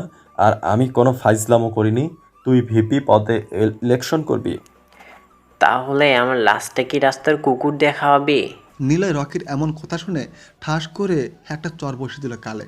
নীলের হাত থেকে এমন চরকে রকি কিছুই বলল না। আরও একটা চর দিতে যাবে, রকি ভয়ে গালে হাত চেপে ধরল। নীলে তখন হো হো করে হাসতে শুরু করছে। রকি অবাক হয়ে তাকিয়ে থাকে নীলের এমন হাসি ভরা মুখটার পানে। রকি ভয়ে ভয়ে প্রশ্ন করল, তুই হাসছিস কেন? নীলে গম্ভীর হয়ে বলল, প্রথম চটটা তাৎক্ষণিক খেয়ে গেলি বল, আর পরের চটটা মারার আগে তুই নিজেই চুপকে গিয়েছিস। চরকে বাঁচানোর জন্য হাতকে দিয়ে গাল প্রোটেক্ট করেছিস। প্রথম চর হলো তোর জন্য শেখার বিষয়, আর পরের চরটা তোর জন্য নিজেকে বাঁচানোর বিষয়। নীলয় আর কিছু বলল না। সে ক্যাম্পাস থেকে উঠে ক্লাসের দিকে যেতে থাকে। যথারীতি সে ক্লাসের পরিচিত শেষ বেঞ্চে যেয়ে বসল। স্যার কিছু সময় পর এলেন। সবার উদ্দেশ্যে তিনি বললেন, আগামী সপ্তাহে তোমাদের সাপ্তাহিক এক্সাম নিব। সবাই প্রস্তুতি গ্রহণ করো ঠিকভাবে। সবাই চিন্তায় পড়ে যায়। আগেরবার এমন সাপ্তাহিক পরীক্ষার কথা চলছিল। মিরাজ নামের একটি ছেলে ভিপি পদে দাঁড়ানোর ইচ্ছে পোষণ করেছিল, আর কথাটা রিফাতের কানে চলে যায়। রিফাত এসে মিরাজকে সবার সামনে খুন করে। স্যারকে বলে, বাকিটা আমি সামলে নেব। স্যার, ভোটটা আমারই দিয়েন। রিফাত সেবার পাশ করে। সাপ্তাহিক এক্সাম শুরু হওয়ার পর মিরাজ তার রেজাল্ট জানতে পারেনি। তার আগেই রিফাত ওকে মেরে ফেলেছিল। পুলিশ এসে কত যে খোঁজ নিয়েছে, কিন্তু একদিন গেলে পুলিশ পরের বার আসে না। বাকি সব কিছু রিফাত তার নিজের আন্ডারে নিয়ে নেয়। এই জন্য যে কোনো কেস ধামাচাপা পড়ে থাকে। স্যার নীলের কাছে এসে দাঁড়ালো। নীলয় বসা থেকে উঠে দাঁড়ায়। স্যার বলে, আচ্ছা নিলয়, তোমার বাসা কোথায়? কি হলো বলো। স্যার, আমি একটু বাইরে যাব। ওকে। স্যারের কাছ থেকে চলে আসলো নিলয়। ক্লাস থেকে সবার সামনে দিয়ে বেরিয়ে আসলো। বারান্দায় কয়েকবার পাচারি করে নিল ও। মনে মনে অনেক কথা ভাবছে নিলয়। নিলয় পাচারি করতে করতে নিজের মনে বলল, নিলয়, আমি কি বলবো স্যারকে? যদি ওনার সামনে থাকতাম তাহলে স্যারের কথার উত্তর দিতে হতো। আর আমি চাই না কেউ আমার সম্পর্কে জানুক। আমি চাই না কেউ আমায় জানুক আমি মাস্তান দ্য কিলার। আমি খারাপ ছেলে। ফেলে হাসা দিনগুলোর মতো আমি চাই না লাঞ্ছনা। বাড়ি থেকে ক্লাসে আসলো নিলয়। সোজা বেঞ্চে যেয়ে বসলো। তখনই দেখি নেহা নিলয়ের দিকে তাকানো শুরু করে। নিলয় এখন সবার কাছে খ্যাত বাজে ছেলে হয়ে গেছে, কিন্তু নেহার এমন হাড় চোখে তাকানোর ব্যাপারটা সে মেনে নিতে পারছে না। নতুন কোনো রহস্য দেখা যাচ্ছে। এমন সময় স্যার বোর্ডের সামনে এসে বলল, আচ্ছা বলো তো তোমরা, মানুষ মরণশীল, এটা সবাই জানি। আমরা আমাদের কোনো এক সময় মরতেই হবে, কিন্তু আমরা মানুষরা কেন এত বড়াই করি? কেন দুনিয়াতে এত কিছু করি? স্যারের কথা শুনে পুরো ক্লাস নীরব হয়ে যায়। রকি নিলয়ের দিকে ইশারায় তাকিয়ে বলে, তুই বল, স্যার তোর কথাই শুনতে চাইছে। নিলয় রকির কথা শুনে মুচকি হাসল। স্যারের প্রশ্ন শুনে ক্লাসের অনেকেই অনেক রকম করে উত্তর দিতে থাকে। স্যার কারোটা গ্রহণ করছে, আবার করছে না। নিলয় বসে বসে সব কিছু দেখছে। রকি হঠাৎ করে উঠে দাঁড়ালো। স্যারের দিকে তাকিয়ে সে বলল, স্যার, নেহা তো ফার্স্ট গার্ল, তাই আমরা ওর কাছ থেকে জানতে চাচ্ছি। সবাই একসাথে বলল, ইয়েস স্যার, নেহাই বলুক। নেহা উঠে দাঁড়িয়ে বলা শুরু করলো, স্যার, আমরা সবাই জানি যে জন্মালেই মরিতে হয়, কিন্তু মানুষ সেটা ভুলে যায়। তার সমাজের কুব্যবস্থার মধ্যে পড়ে মানুষ ভুলে যায় তার অবস্থানকে, তাই তারা দুনিয়ার মায়াতে পড়ে সব ভুলে বসে। আর কেউ বলবে? স্যারের কথা শুনে কোনো স্টুডেন্ট আর কিছু বলল না। তখন সবাই দেখে পিছন থেকে কে যেন হাত তুলছে। রকি নিলয়ের হাতটা তুলে ধরল। নিলয় হাবার মতো একবার রকির দিকে আর একবার পুরো ক্লাসের দিকে তাকায়, কিন্তু স্যার তখনই বলল, নিলয় তুমি বলো। নিলয় বসা থেকে উঠে দাঁড়ালো। দাঁড়িয়ে সে খানিকটা সময় চুপ থেকে আশেপাশে তাকিয়ে নিল। সবার মাঝে নীরবতা ভর করছে, কিন্তু নেহা নিলয়ের দিকে অপলকভাবে তাকিয়ে আছে। নিলয় বলল, স্যার, আমরা জানি মানুষ মরণশীল, এটাই জানি আমাদের কখনো মরতেই হবে, কিন্তু আসল কথা হলো আমরা বড়াই করি কেন? আমাদের যে কোনো সময় চলে যেতে হবে ওপারে, তবুও আমরা বড়াই করি। আসল কথা হলো মানুষের মন যত নরম ততটাই নিকৃষ্ট, কারণ আমরা ওপরে ওপরে যতটা যাই দেখাই না কেন, ভেতরে থাকে অহংকার, লোভ। মূলত লোভটাই আমাদের মনটাকে নিকৃষ্ট করে তোলে, ফলে আমরা ব্যভিচারে লিপ্ত হতে থাকি। দুনিয়ার সাময়িক সুখে তখন বিভোর হয়ে যায়, এর ফলে তখন ভুলে যায় আমাদের মরণ সংবাদের কথা, যা এক চরম শত্রু। সুতরাং মানুষের মনে সম্পদের অহংকার, লোভ, উপরে ওঠার চেষ্টাতে বিভোর থাকা, এগুলোতে আমরা সব ভুলে বসি, তাই এত বলাই করে চলি আমরা। নিলয় থেমে গেল। আবারও আর চোখে সবার দিকে তাকালো, কিন্তু ক্লাসে থাকা সবাই নিলয়কে অবাক করে দিয়ে হাত দিতে থাকে। নিলয় আবারও নেহার দিকে তাকালো। মেয়েটা সেই কখন থেকে তাকিয়ে আছে নিলয়ের দিকে। হুট করে নিলয় দেখলো নেহা মুচকি হাসলো। নিলয় একটু তাকিয়ে মাথাটা নিচু করলো। স্যার বলল, চমৎকার বলেছো নিলয়। ধন্যবাদ স্যার। তুমি বললে না কোথায় থাকো? থাক না স্যার, কিছু অজানা। নিজেকে রহস্য রাখতে চাও? গুড। ক্লাস শেষ হয়, ক্যাম্পাস থেকে বের হতে যাবে নিলয়, তখন নেহা আসলো নিলয়ের কাছে। নিলয় পাশ কাটিয়ে চলে যাবে। নেহা আবারও সামনে এসে দাঁড়ায়। নেহা বলল, আমি সরি। কেন? আসলে প্রথম দিন তোমাকে খ্যাত বেয়াদব বলে কত কথা বলেছিলাম। হাসছো কেন? কারণ আমি যদি ক্লাসে ভালো কিছু না বলতাম তাহলে কি তুমি আমার সাথে এসে কথা বলতে? আমি খেতেই থাকতাম তোমার কাছে। সো ইটস ওকে, তুমি তোমার মতো থাকো। নিলয় নেহার থেকে চলে আসে। নিলয়ের মাথায় এখন অনেক চিন্তা। রকির ব্যাপারটা একটু ভাবতে হবে। রকি ভয় পেয়ে আসে। রকি জানে না কি হতে যাচ্ছে ওর সাথে। নিলয় মনে মনে অনেক কিছু ভেবে চলেছে। তখনই নেহা দৌড়ে নিলয়ের সামনে এসে দাঁড়ালো। নিলয়ের দিকে কিছুটা রাগের দৃষ্টিতে তাকিয়ে বলল, তোমার বাসা কোথায়? আর তুমি হুট করে 3rd ইয়ারে ভর্তি হলে কেন? এমনি। বলো আমাকে, এভাবে কেন থাকো? তোমার কথা বলার ধরন আলাদা, কিন্তু ভাবখানা দেখো। বাড়ি কোথায় তোমার? নিলয় চুপ থাকলো। নেহাকে ওর এখন ভালো লাগছে না। নিলয় যা লুকিয়ে রাখতে ভালোবাসে সেটা নিয়ে বারবার প্রশ্ন করলে সে কখনোই উত্তর দেবে না। তবে নিলয় নেহার কথা শুনে ওর দিকে তাকালো। কিঞ্চিত হেসে নিলয় ঘুরে চলে আসলো। ফুটপাত ধরে হাঁটছে নিলয়, আর মনে মনে অতীতের পুরনো কথা ভাবছে। যে ছেলের দিকে তাকাতে মানুষ ভয় পেত, আর সেই ছেলের সাথে এখন কত লোক কথা বলছে। আসলেই সবাই ঠিকই বলে, ভালো মানুষ হতে কোনো অর্থের দরকার পড়ে না। নিলয় ভাবেনি ভালো মানুষ হতে পারবে। তবে আজ মনে হচ্ছে ঠিক রাস্তাতে যাচ্ছেও। বড্ড মনে পড়ছে তার আব্বুর কথা। ওনার চলে যাওয়ার সময় শেষের কিছু কথা খুব মনে পড়ছে ওর। জোরে হেসে উঠল নিলয়। সবাই নিলয়কে খারাপ ভাবে, কিন্তু কেউ কোনোদিন জানতে চায়নি নিলয় কেন খারাপ হলো। সবাই নিলয়কে মাস্তান বলে পিছনে কতই না গালি দেয়, কিন্তু কেউ কোনোদিন জানতে চায়নি নিলয় কেন মাস্তান, কেন সে মাস্তানি করে। আসলে আমরা সবাই মানুষ, তবে আমাদের সঠিক মনুষ্যত্বের অভাব। আমরা পাপীকে ঘেন্না করি, কিন্তু তার পাপকে না। তারপর রকি ক্যাম্পাসে বসে আছে। নেহা, শিফন, নিরাত, লাবণী একসাথে বসে আড্ডা দিচ্ছে বললে ভুল হবে। রিফাতের নির্বাচন নিয়ে একটা মিটিং করছে। ক্যাম্পাসের সবাই চায় রিফাত যেন হারে, কিন্তু রিফাত একবার ক্ষমতা পেয়ে ওই যে অত্যাচার শুরু করেছে, আর তাকে সেই ক্ষমতা থেকে কেউ সরাতে পারেনি। ক্যাম্পাসের সবাই যে যার মতো বসে আছে। হঠাৎ কতগুলো বাইক আসা শুরু করে ক্যাম্পাসের মধ্যে। বাইকের সামনে হেডলাইটের উপর রিফাতের নামের পোস্টার মেরে রাখা। কতগুলো ছেলে আসছে। কয়েকজন ভাগ হয়ে ক্যাম্পাসের বিভিন্ন জায়গাতে চলে যায় পোস্টার নিয়ে। দুটো বাইক রকিদের দিকে এগিয়ে আসতে থাকে। ওরা সবাই বসা থেকে উঠে দাঁড়ায়। দুটো বাইকে 4 জন বসে আছে, সোহাগ, নোমান, জাহিদ আর ফারাদ। পেছনের সিটে বসে আছেন নোমান আর জাহিদ। ওদের হাতে একটা করে হকি স্টিক। নেহাদের সামনে এসে বাইক থামালো। রকি নেহার পেছনের দিকে যেয়ে দাঁড়ায়।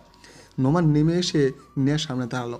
নোমান বলল, নেহা আপু, আপনার আপু একজন পরিচিত মানুষ, চাই না আমাদের দ্বারা আপনি অপমানিত হন, আর সেটা নিয়ে আপনার বাবার সাথে আমাদের ঝামেলা হোক, চাই না কিছু। এমনটা হলে আপনার বাবার লাশকে কখন কোথায় কীভাবে আপনার বাবার লাশ ফেলে রেখে গিয়েছে আপনি তার টেরও পাবেন না। তোদের দিন দিন এমন কাজগুলো দেখবি আর চলছে না। তাই নাকি? তা বন্ধ কে করবে? এই রকি, সামনে এসে দাঁড়া। রকি সামনে আসে না। সোহাগ আবারও ডাকে রকিকে, কিন্তু রকি কিছুই বলল না। সোহাগ বাইক থেকে নামলো। কোমর থেকে পিস্তল বের করে পিছনে টেনে গুলি স্টিকার রিলেট করে নিল। রকি ভর্ত দৃষ্টিতে তাকিয়ে থাকে। সামনে আসলো। সোহাগ পিস্তল হাতে নিয়ে হাসি হাসি মুখে বলল, শুনলাম তুই নাকি নির্বাচন করবি, ভিপি পদে দাঁড়াবি। বল বল বল না, এদিকে আয়। রকি ভয়ে ভয়ে এগিয়ে যায় সোহাগের সামনে। সোহাগ ওর কাঁধে হাত দিয়ে হাসলো। জাহিদ এসে পাশে দাঁড়িয়ে বলতে থাকলো, ভাই অর্ডার দেন, হালার পক্ষে এখনই মেরে রেখে দেই, দেখি ওর কোন জনগণ ওকে নিতে আসে। হ্যাঁ বে, রিল্যাক্স ব্রো। রকি, খবর পেয়েছি তুই নাকি দাঁড়াতে চাইছিস আমাদের বিপক্ষে, বল। সোহাগ কথাটা বলে রকির গালে পিস্তল দিয়ে একটা ঘুষি দেয়। আশেপাশে সব স্টুডেন্ট এক জায়গায় হতে শুরু করে। রকি মাটিতে পড়ার আগেই নোমান এসে ধরল। সোহাগের সামনে এনে দাঁড় করায় ওকে। রকি বলে, ভাই আমি কিছু করিনি, আমি ইলেকশনে দাঁড়াতে চাইনি। নিলয় মজা করে এমনটা বলেছে। আপনাদের নেতা রিফাত ভাইকে নিয়ে আমি কিছু বলিনি। ভাই আমাকে মাফ করে দেন। শালাকে পেটা, নিলয়কে পরে দেখছি। সোহাগের অর্ডার মতো ওরা 3 জন এসে রকিকে পেটাতে থাকে। রকি চিৎকার শুরু করে। কয়েক মিনিট এভাবে পেটানোর পর রকি যেন আধমরা হয়ে যায়। এমন সময় ওরা সবাই শুনতে পেল, নিলয় আমার রিফাতকে অপছন্দ। তাই ওর বিরুদ্ধে আমি রকিকে ভিপি পদে দাঁড়াতে বলেছি। একজন ছাত্র হিসেবে ছাত্র নির্বাচনে সবার নিজস্ব স্বাধীনতা আছে। আমরাই ঠিক করব আমরা কাকে ভিপি পদে দেখব। এখানে জোর করে ক্ষমতা কেড়ে নেওয়ার কোনো ইচ্ছে মত নয়। সবাই পিছনে ঘুরে তাকায়। নিলয় দাঁড়িয়ে আছে। নিলয়কে দেখে সবাই অবাক হলো। নিলয় এভাবে সরাসরি রিফাতের লোকদের সামনে এসে বিপক্ষে কথা বলবে তা কেউ কোনোদিন আশা করেনি। নিলয় এগিয়ে আসে। নোমান এসে নিলয়ের সামনে দাঁড়ায়। নিলয় নোমানের কাঁধে হাত দিয়ে তাকে সরিয়ে দিল সামনে থেকে। রকের কাছে এসে দাঁড়ালো নিলয়। রকের হাত ধরে টেনে তুলল। রকিকে একটি বসার জায়গাতে যেয়ে বসলো নিলয়। তারপর ওদের কাছে এসে বলল, আমি বলেছি ওকে ভিপি পদে ইলেকশন করতে, আর ও এটাই করবে। ও তাহলে তুই ওই ছেলে? আমার লোকেরা তোকে হাবাগোবা ভাবার পরও ঠিকই তোর সাথে ঝামেলা করেছিল। আমি হয়তো ভেবেছিলাম তুই নাদান একটা ছেলে, কিন্তু কিন্তু না, তুই বেশ কথা জানিস। একটা কাক অবধিও ওকে দেখতে আসবে না, কারো সাহস নেই, আর তুই রিফাত ভাইয়ের উপরে কথা বলিস। সালা, তোর সাহস থেকে অবাক হচ্ছি। ভাইয়াকে মেরে ফেলুন এখানে, সবাই দেখো। আমাদের উপর কথা বললে কি হয়, সবাই ভয় পাক। সালাকে পিচ পিচ করে কেটে ভার্সিটির সামনে যে কুকুরগুলো বেড়ায় তাদেরকে খাবার হিসেবে দিয়ে দেবো। চুপ কর, ভার্সিটিতে এমনি রকিকে নিয়ে ঝামেলা হয়ে গেছে। বেটাকে তুলে নিয়ে চল, অন্ধকার ঘরে সারাদিন আটকে থাকবে। তারপর ওকে রিফাত ভাই বোঝাবে কি কি হয় তার বিরুদ্ধে কেউ কথা বললে। নিলয়ের কাছে ফারাত আসলো। পায়ে সজোরে একটি বাড়ি দিল নিলয়ের। নিলয় পড়ার আগে নোমান এসে মাথায় বাড়ি দিল। এরপর রকি আর নিলয়কে তুলে নিয়ে যায় ভার্সিটি থেকে। ভার্সিটির সবাই নীরব হয়ে দেখতে থাকে। কী করবে ওরা বুঝতে পারছে না। রিফাতের লোকদের সামনে এসে কেউ সাহস করে কথা বলতে পারবে না। নিলয় যতটুকু বলেছে এতেই নিলয়কে তুলে নিয়ে গেছে ওরা। সবাই কালকের সকালে ওদের দুজনের লাশ দেখার জন্য প্রস্তুত হতে থাকে। নেহা ওর বাবাকে ফোন দেয়। নেহার বাবা আজাদ সাহেব মেয়ের ফোন পেয়ে চটজলদি রিসিভ করে। নেহা তাকে জানায়, বাবা, আমার দুই বন্ধুকে রিফাতের লোকেরা তুলে নিয়ে গেছে। কি করব মামুনি বল, ওদের সাথে পেরে ওঠার মতো ক্ষমতা আমার নেই। কিন্তু তুমি তো ওদের থেকেও বড় ক্ষমতা ধরো বাবা। প্রাণের মায়া কার না আছে। আমি ওদেরকে শাস্তি দিলাম, কিন্তু পরে ওরা যদি রাস্তায় এসে আমাকে মেরে ফেলবে তখন কি করবি? আইন কি আমাকে জীবিত ফেরত দিতে পারবে বল? নেহা ফোন কেটে দেয়। কিছুই করার নেই ওর। সে যেন এরপর কাকে ফোন দেয়, কিন্তু তারাও কিছুটা পারবে না বলে বুঝিয়ে দেয়। নেহা এখন কিছুই করতে পারবে না নিলয় আর রকিকে বাঁচানোর জন্য। রিফাত বসে আছে। ওর সামনে দুজনকে নিয়ে আসা হলো। দুজনের মাথা সহ মুখে কালো কাপড়ে ঢাকা, যেমনটা ফাঁসির আসামিকে পরানো হয়। রিফাত বলল, কাদেরকে তুলে এনেছি? ভাই, এরা তারা যারা আপনার বিপক্ষে দাঁড়াতে চেয়েছে। আপনাকে অপমান করেছে ভাই, আপনাকে চায় না এরা, তাই মেরে তুলে এনেছি। আপনি আপনি নিজেই এদেরকে বোঝাবেন আপনার বিপক্ষে গেলে কি কি হতে পারে। ওদেরকে গুডাউনে অন্ধকার করে আটকে রাখ, রাতে দেখা হবে। রিফাত কথাগুলো বলে সেখান থেকে লোকজন নিয়ে চলে যায়। সোহাগ আর নোমান এসে ওদের দুজন মানে নিলয় আর রকিকে অন্ধকার ঘরে নিয়ে এসে আটকে রাখে। রকির অবস্থা অনেকটাই শোচনীয়, যেন সে জ্ঞান হারাবে। একটি লোহার চেয়ারে দুজনকে দুই দিকে ফিরে একসাথে হাত বেঁধে দেয়। তারপর বুকের সাথে দড়ি বেঁধে দিয়ে ওরা দুজন চলে যায়। যাওয়ার আগে নিলয়কে গালে একটা চর বসিয়ে সোহাগ বলে, শালা, অনেক কথা শিখছো তাই না? অপেক্ষা কর, তোর লাশ কেউ খাবে না এমনভাবে কাটবো। রেডি থাক, আমরা আসছি। ওরা দুজন চলে গেল। রকি জোরে জোরে কাঁদতে থাকে। রকি একা একা বলতে থাকে, সবই তোর জন্য হয়েছে এমনটা। কেন তুই ক্লাসে আমার নামে জায়গায় স্লোগান দিয়েছিলে? মা বাবাকে পাঠিয়ে এসে সবই তোর জন্য হয়েছে এমনটুকু, সব তোর জন্য হয়েছে এমনটা। কেন তুই ক্লাসে আমার নামে স্লোগান দিয়েছিলে? মা বাবা পাঠিয়েছে পড়তে, আর আমি আজ এখানে মরতে বসেছি। কে বাঁচাবে আমাদের? কি হবে এখন আমার? আমি মরতে চাই না এভাবে, কারোর হাতে খুন হতে চাই না। রকির কথা শুনে নিলয় কিছুই বলল না, কিন্তু রকি কাঁদতেই থাকে। নিজেকে বাঁচানোর জন্য চিৎকার শুরু করে দিয়েছে। হাত ছাড়ানোর জন্য কতবার টানাটানি করছে। অথচ নিলয়, সে যে এসে বসেছে, মুখ দিয়ে একটা কথা বের করেনি, আর না ঝাপাঝাপি করছে। চুপচাপ বসে আছে ও। নিলয়কে এমন চুপচাপ থাকা দেখে রকি বলল, তোর সমস্যা কি? তোর কারণেই আজ আমি মরতে চলেছি, আর তুই চুপচাপ হয়ে আছিস। আমাদেরকে কে বাঁচাবে? শোন নিলয়, আমি যা যা বলছি তাই তাই কর। রিফাত ভাই আসবে, আমার বাঁধন যখন খুলে দিবে তুই তখনই দৌড়ে এর পা ধরবি, পা ধরে কান্নাকাটি শুরু করে দিবি, কাঁদতে কাঁদতে বলবি আমাদেরকে ছেড়ে দাও, আমরা আর কখনো এরকম ভুল করব না, সবসময় আপনাদের দলে থাকবো। দেখবি উনি ছেড়ে দিবে। আমার কথা না শুনলে তোকে যে কি করবে। প্লিজ ভাই, তুই আমার কথা শুনিস, রিফাত ভাইয়ের পা ধরে মাপ চেয়ে নিস। আবারও নিলয় কথা বলে না, সে চুপচাপ হয়ে বসে আছে। রকি বিরক্ত হয়ে আরও কিছু বলার চেষ্টা করে। নিলয় রকিকে অবাক করে দিয়ে গান গাইতে শুরু করে। বসন্ত বাতাসে সই গো গানটি গাইতে থাকে নিলয়।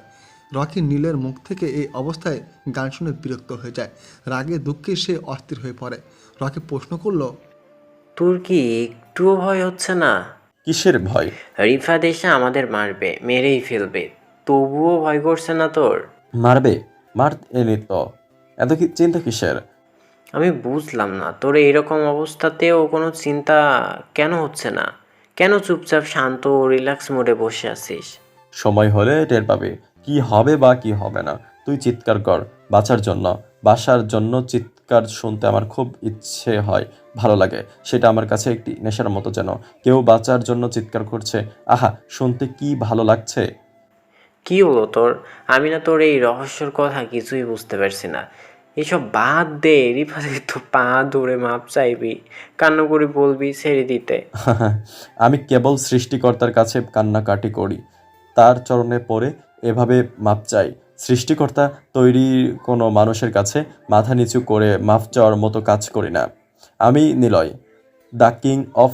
থাক, কিছু না, আমি আল্লাহকে ছাড়া কাউকে ভয় করি না। তোর মতো থাক, আমাকে আমার মতো থাকতে দে। রকি আর কোনো কথা বলল না।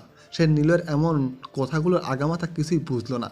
এটা ঠিকই বুঝেছে, সৃষ্টিকর্তা ছাড়া কারো কাছে জীবন ভিক্ষা চাইতে নেই, কারো কাছে মাথা নত করতে নেই। একমাত্র সৃষ্টিকর্তার জন্যই এটা করতে হবে। দুপুর গড়িয়ে বিকেল হয়, তারপর রাত আসে। দরজায় ঠকঠক শব্দ শোনা গেল। রকি বুঝতে পেরেছে রিফাতের লোকেরা এসেছে। রকি নিলয়কে আস্তে গলায় ডাকতে থাকে। নিলয় ওদিকে হেলান দিয়ে বেশ আরামসে একটা ঘুম দিচ্ছে। রকি বুঝতে পেরে নীলের ওপর আরও রেগে যায়, কারো মুখ থেকে তখনও কাপড় সরানো হয়নি। 10 জন লোক রুমের মধ্যে আসলো, সবাই চারপাশে দাঁড়িয়ে আছে। সবার সামনে রিফাত এসে চেয়ারে বসলো। রিফাত বলল, কি ব্যাপার, ওদের মুখ থেকে এখনো কাপড় সরাসনি? একটু দেখতাম মুখটা। তা কে কি করেছিল বল। ভাই, এই যে স্মার্ট শরীর মানে দেখতে ছেলেটা হলো নিলয়, পাশেরটা হলো রকি। নিলয় রকিকে ফুঁসিয়ে বলেছিল তোমাদের বিরুদ্ধে ভিপি পদে দাঁড়াবে, আর রকিও সেটার উপর নেচেছিল। তারা দুইজনকেই তুলে নিয়ে এসেছি ডাকসু নির্বাচনে। এবার কোনো প্রতিপক্ষ নেই আপনার। ভাই ওদেরকে মেরে ফেলুন, আর ঝামেলা ভালো লাগছে না। রিফাত হাতে পিস্তল বের করলো। জাহিদ এসে রকির মুখ খুলে দেয়। রিফাতের দিকে তাকে ভ্যাবা করে কান্না শুরু করে দিল, আর চিৎকার করে বলতে থাকলো, ভাই আমাদের মাফ করে দেন, আমি আপনার জন্য সব করব, আমি কথা দিচ্ছি। ভাই আমাদের মাফ করবেন না। তোকে মারলে দেশ ভয় পাবে, আর তোকে ছেড়ে দিলে আজ না হোক কাল কেউ একজন আমার বিরুদ্ধে দাঁড়াবে। এভাবে আস্তে আস্তে সবাই আমার বিরুদ্ধে কথা বলবে। আমি চাই ক্ষমতা, আর ক্ষমতার জন্য আমি সব কিছু করতে পারি। না মাফ করব আর না বাঁচিয়ে রাখবো, সোজা ডেথ। ভাই আগে ওই হালাকে মারেন, সে বড় বড় কথা বলেছিল, ওকে এখন শেষ করে দেন। মুখ থেকে কাপড় খুলে আমার সামনে নিয়ে আয়। রিফাতের কথা শুনে নোমান ধরে আনে নিলয়কে। রিফাতের কথা শুনে নোমান ধরে আনে নিলয়কে, রিফাতের সামনে বসিয়ে রাখলো। সোহাগ একটি বিয়ারের বোতল খুলে নিলয়ের মুখের উপর পানিগুলো ঢেলে দেয়। রিফাত বলল, আরে থাম, মুখটা খোল, ওকে দেখি কে এত বড় বড় কথা শুনিয়েছিল। রয়েস হয়ে মারতে বেশ মজাই লাগে। ঠিক আছে ভাই। ফারাত এসে মুখের উপর হালকা কালো কাপড় সরিয়ে দিল। বেয়ার ঢালার কারণে নীলের লম্বা চুলগুলো মুখের উপর এসে পড়েছে, মুখটা অনেকটা ঢাকা পড়ে গেছে। রিফাত তাকিয়ে আছে সেদিকে। রিফাত হাসি মুখে বলল, কি ব্যাপার, চুলগুলো একটু সরিয়ে দে, মুখটা দেখি। সোজা কপালে গুলি করে মারবো ওকে। ওকে ভাই, আমি ব্যাটার মুখ থেকে চুল সরিয়ে দিচ্ছি। জাহিদ এসে নীলয়ের কাছে দাঁড়ালো, হাত দিয়ে চুলগুলো সরিয়ে দিতে থাকে। নোমান জানায়, নোমান ভাই, বেটাকে সাথে সাথেই মারবেন না, একটু খেলা করবো তাকে নিয়ে। নোমানের কথা শেষ হতেই জাহিদ চুলগুলো সরিয়ে ফেললো। রিফাত পিস্তল তাক করে ধরেছিল। নীলের মুখটা দেখার সাথে সাথেই চেয়ার ছেড়ে উঠে দাঁড়ায়, হাত থেকে পিস্তল নিচে পড়ে যায়। সবাই দেখে রিফাতের হাত পা কাঁপছে। ভাই কি হয়েছে? আপনি এরকম করে কাঁপছেন কেন? ভাই ঠিক আছেন আপনি? ও তোরা কাকে ধরে এনেছিস? কেন, ও নিলয় আর ও রকি, ওদের সাথেই তো প্রথম থেকে ঝামেলা হয়েছে। রিফাত আরও যেন কিছু বলার চেষ্টা করলো, কিন্তু সব কিছু যেন ওর ভয়াত্ম শরীরে চুপড়ে যেতে থাকে। গলা দিয়ে যেন কথা বের হচ্ছে না রিফাতের। ভাই সোজা কপালে গুলি করেন। নোমানের কথা শুনে রিফাত কষে একটি চড় দেয় গালে নোমানের। সবাইকে অবাক করে দিয়ে রিফাত হাঁটু ভাঁজ করে বসলো নিলয়ের সামনে। রকি সহ সবাই বোকার মতো তাকিয়ে আছে রিফাতের দিকে। নীলে তখনও মাথা উঁচু করে তাকায়নি। নিলয় এখনও কথা বলেনি। রকি দেখলো রিফাত নিজে কাঁদতে কাঁদতে বলছে, ভাই আমাকে মাফ করে দেন, ওরা না জেনেই বেয়াদবি করেছে, প্লিজ ভাই আমাকে মাফ করে দেন, আমি কিছুই জানি না, আমাকে মাফ করবেন না? সবাই বোকা দৃষ্টিতে তাকিয়ে আছে রিফাতের দিকে। অবাকের সাথে বিস্ময় যেন সবার মনে একটাই প্রশ্ন দাঁড় করে দিয়েছে, আর তা হলো কে নিলয়, আর রিফাত ভাই কেন নীলের মতো খ্যাত ছেলের কাছে মাপ চাইছে। প্রশ্নটা সবার মধ্যে থাকলেও আপাতত কেউ তা জিজ্ঞেস করছে না। যেখানে সবার বস রিফাতই কাচুমাচু হয়ে নীলের সামনে কথা বলছে, সেখানে বাকিরা আর কী বা বলবে। এই শোনো না, প্রতিদিন ভালোবাসার নতুন নতুন গল্প পেতে ও শুনতে চাইলে আমাদের আলোর ডায়েরি চ্যানেলটি সাবস্ক্রাইব করে পাশে থাকা বেল আইকনটি বাজিয়ে দিও, কেমন? রিফাতের কথায় নীলে মুখ উঁচু করে তাকায়। রিফাত ভয়ে আর চুপসে যায় যেন। নীলয় বসা থেকে উঠে দাঁড়ালো। রিফাত ওর পিছনে থাকা চেয়ারটা এনে নীলের পিছনে রাখলো। কেউ কোনো প্রশ্ন করছে না, কী হচ্ছে সেটাই বোঝার চেষ্টা করছে। রিফাত নীলের পিছনে চেয়ার রেখে এসে হাঁটু মুড়ে মাথা নিচু করে বসলো। রিফাত বলল, আপনি এখানে? আমাকে মাফ করে দেন, আপনি চেয়ারে বসেন। আমি জানি না আপনি এখানে, জানলে কখনো আপনার আশেপাশে যেতাম না। ওরা জানে না আপনি কি, জানলে ওরাও কখনো আপনার দিকে তাকানোর সাহস পেত না। আমাদের মাফ করবেন না প্লিজ? আরে ভাই কি সমস্যা আপনার? এরকম একটা নাদান ছেলের কাছে আপনি মাপ চাচ্ছেন কেন? শালাকে একটা পাঁচ মারলে আর খুঁজে পাবে না কেউ, তার কাছে আপনি মাপ চাচ্ছেন? ওকে আমি পুরো কথা শেষ করতে পারেনি। হঠাৎ করে সবাই শাট করে দুটো গুলি চলার শব্দ শুনতে পেল। সবাই দেখে নোমান ছিটকে পড়েছে কিছুটা দূর। 9mm পিস্তলের দুটো গুলি কপাল ঠিক পয়েন্ট বরাবর চালানো হয়েছে। নোমানের কপাল থেকে রক্ত বের হওয়া শুরু করছে। রকি লাফ দিয়ে উঠল। বাকি ছেলেরা সাথে সাথেই রিফাতের মতো করে পেছনে যে বসে, যেমনটা বাহুবলীর মুভির মধ্যে দেখা যায়, ঠিক যেন তেমন। তবে সেখানে থাকে বাহুবলী, আর এখানে আছে মাস্তান জগতের রাজা Niloy the Mustan killer. Rocky ভয় নীলয়ের দিকে তাকাতে পারছে না, আর বাকিরা মাথা নিচু করে আসে। নীলয় চেয়ারে বসলো, এক হাতে চেয়ারের এক পাশ দিয়ে রাখলো, ডান হাতে পিস্তল, পায়ের পর পা তুলে দিল ও। মাস্তান জগতের ভয়ঙ্কর কিলার নিলয় বসে আছে। নিলয় সিগারেটের প্যাকেট থেকে একটি সিগারেট জ্বালায়। রিফাত নিজে এসে আগুন জ্বালিয়ে দিল। নিলয় সিগারেট জ্বালিয়ে উপর দিকে মুখ করে ধোঁয়া ছাড়তে থাকে। নিলয় সিগারেট টানতে টানতে বলে, একটাই দেশ, একটাই শহর, গোটা কয়েক লোক নিয়ে শুরু হয় তোদের রাজত্ব, কিন্তু আমার পুরো পৃথিবী কয়েক শত শহর, আর নিলয় একা সামনে থেকে রাজত্ব করে সব কিছুতে।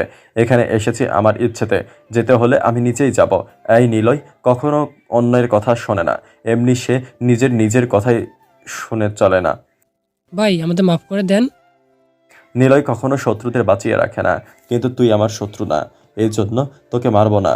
তবে ভিপির কাজটা ঠিকভাবে চালাবি, আর তোদের ছেলেদেরকে বলিস মানুষকে সম্মান দিতে। কিন্তু আমরা কেন তার কথা শুনবো? আমি না কিছুই বুঝতে পারছি না, এখানে হচ্ছেটা কি? রিফাত ভাই, আপনার কি হয়েছে? এই আবুল মার্কার ছেলের কাছে কিসের এত? জাহিদ পুরো কথা শেষ করতে পারল না। হয়তো সে বলতে চাইছিল নীলের মতো একটি ছেলের কাছে কেন এত ভয় নিয়ে কথা বলতে হবে, কিন্তু জাহিদকে পুরো কথা শেষ করার সুযোগ দিল না নিলয়। জাহিদের বুকে গুলি এসে লাগে। জাহিদ কিছুটা দূরে ছিটকে পড়ল। জাহিদের লাশ দেখে সবাই ভয় চুপসে গেল, আর কেউ কোনো কথা বলছে না। কথা বলার সাহস কারো হচ্ছে না। নিলয় বলল, আমি কে সেটা তোদের বস রিফাত ভালো করেই জানে, তার থেকে সবাই শুনে নিস। আর হ্যাঁ, আজকে থেকে এই ঘটনা কিংবা এখন যা কিছু হয়েছে সবটা এই মুহূর্তে ভুলে যাবে। কেউ যদি এই ব্যাপারে ইশারাতেও বলে কিছু, তাহলে তাকে মেরে ফেলবো। শুনে রাখো সবাই, এই নিলয় একবার যা বলে সেটাই সে করে। কথাগুলো বলে নিলয় সেখান থেকে উঠে দাঁড়ালো। রিফাতের দিকে পিস্তল ফেলে দিয়ে সে ঘর থেকে বের হয়। রকি আর বসানো সেখানে, সেও দৌড়ে নিলয়ের পেছন পেছন বের হতে থাকে। রিফাত বসা থেকে উঠে দাঁড়ায়। সোহাকে সে ভর্ত কণ্ঠে বলে, ভাই, ও কে? নিলয়, ওর জন্যই আজ আমি এখানে। ওরা থাকলে আমি এত দূরে আসতে পারতাম না। প্রতি ক্ষমতাধর মানুষের পিছনে লিড দেওয়ার মতো কেউ না কেউ থাকে, আর সেটা হলো নিলয়, আমাকে লিড করে থাকে। তাহলে নিলয়কে লিড দেয়? ওকে কেউ লিড দেয় না, ও একাই চলে। কাউকে কেয়ার করার সময় ওর নেই। নিজ হাতে পুরো জগৎ বানিয়েছে, সেখানে কেবলই ওরই রাজত্ব চলে। ও যেমন শান্ত, তার থেকে বেশি ভয়ঙ্কর। তোর অনেক বড় ভুল করেছিস। আজ হোক বা কাল তোদেরকেই মারবে। তাই যদি পারিস শহর ছেড়ে চলে যা। রিফাতের কথা শুনে ওরা দুজন আরও ভয় পায়। তাতে রুম থেকে বের হয়ে চলে গেল। ওদিকে রকি নিলয়ের পেছন পেছন হাঁটছে। রকি ভাবছে নিলয় তাহলে সাধারণ কেউ না, সে মাস্তান জগতের রাজা। কিন্তু ও এই শহরে কি করছে? কেন এসেছে এখানে? শহরকে ধ্বংস করতে নাকি নিজের করে নিতে? কি চায় ও? রকি প্রশ্ন করার সাহস খুঁজে পাচ্ছে না। নিলয় পকেটে হাত গুজে হেঁটে যাচ্ছে। নিলয় রাস্তার পাশে একটি পিলারের উপরে বসলো। পিলারের গায়ে অবস্থান লেখা কুমিল্লা 250 কিলোমিটার। রকি সামনে এসে দাঁড়ালো। শাসা করে গাড়ি চলে যাচ্ছে মেন রাস্তা দিয়ে। রকি আমতা আমতা করে প্রশ্ন করলো, আপনি তাহলে সাধারণ কেউ না?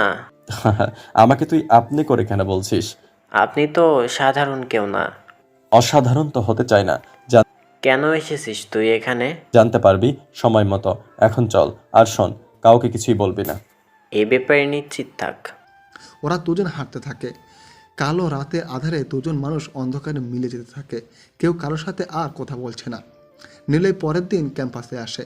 বই হাতে নিয়ে বসে আছে। পাশে মাহি বসা, ফুল হাতে ওর। নিলয় প্রশ্ন করলো, মাহি, তোর পালিত বাবা মা তোকে আদর করে? পাতিল বাবা একজন মাতাল, আমাকে দিয়ে ও কাজ করায়।